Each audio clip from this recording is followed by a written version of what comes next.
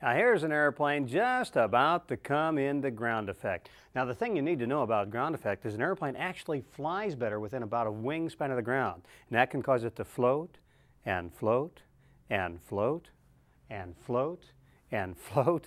And that is one of the problems with ground effect. Now why does an airplane fly better when it's within about a wingspan of the ground? Well, here's why. Normally, when an airplane is flying, we talked about the fact that there's high pressure underneath the wing and relative low pressure on top of the wing. And we also said that anytime you have this pressure differential, some of the molecules from the high pressure area are going to try and make their way around the wingtip and destroy lift on top of the wings.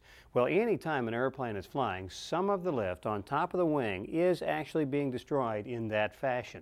But when an airplane gets within about a wingspan of the ground interferes with the ability of the air to make its way around the wingtip.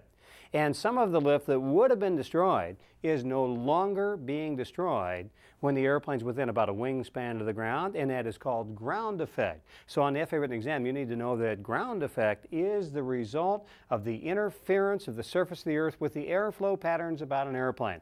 And an airplane actually flies more efficiently in ground effect. Now, two big problems in ground effect. First of all, if you're taking off in ground effect may result in your becoming airborne before reaching recommended takeoff speed. Now, the airplane will fly, but it may have a hard time climbing out of ground effect. And therefore, if you take off too soon, you can actually wind up using a lot more runway to get airborne. So ground effect may result in becoming airborne before reaching recommended takeoff speed, and this is really a problem at high altitude airports. They had a guy who took off one time at Lake Tahoe. It has about 5,000 foot altitude. Sometimes gets up to 90, maybe 100 degrees at Lake Tahoe. Tremendous density altitudes at Lake Tahoe. Well, this guy took off at Lake Tahoe, and his pilot technique for taking off had always been to look outside the window, see if the runway was going by fast enough. And he'd say, oh, that looks fast enough for me, and he'd jerk back on the wheel and pull the airplane off. Now the problem is the airplane could fly in ground effect, but there's no way in the world the guy could make the airplane climb that way. So what happens to him is he flies the whole length of the runway about 5 feet above the ground and hits a tree at the other end. That guy staggered out of that airplane and said, ground effect caused that accident.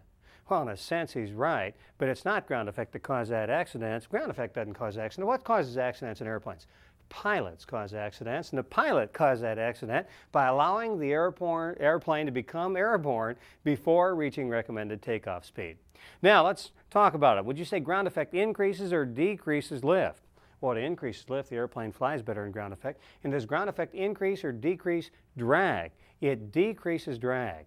And so therefore, if you have any excess speed on landing, you're going to have considerable floating. So could ground effect cause floating? Sure it could, because the induced drag decreases. Therefore, any excess speed at the point of flare may cause considerable floating. So ground effect causes floating on landing, and floating due to ground effect will be most realized during an approach to land when you're less than how much above the ground? Less than 1 wingspan above the surface. So ground effect can cause you to become airborne too soon, and you're going to have floating on landing when the aircraft is less than the 1 wingspan above the surface. Well, now, believe it or not, you and I have covered what the FAA wants you to know about aerodynamics on the FAA written exam. So now you're qualified to understand how with just a little bit of money you can make the airplane do something like this.